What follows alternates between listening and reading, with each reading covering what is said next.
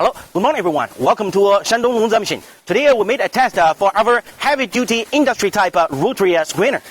This screener size, the rotary drum diameter is 1 meters. The length is 1.2 meters.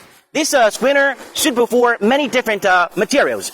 For example, like the construction stone, small sand, and big stone. And also this screener suitable for biomass material. For example, like wood chips, groundnut shell, the straw materials.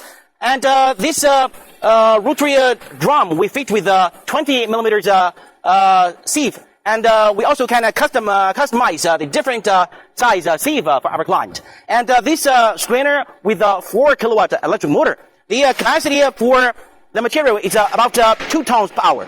And over here, this is the operation panel. And here is a frequency device. And over here, you just start this drum working. And this speed control can adjust the speed of the drum. And over here, inside our screener, we also have vibration motors to push the materials out from the rotary screener. And this heavy-duty type is an American standard, good quality one. If you like a Longze industry type rotary screener, please send your inquiry to our team. Thanks for watching today's video. Trust Longze machine, trust Longze quality. Thank you. Bye-bye.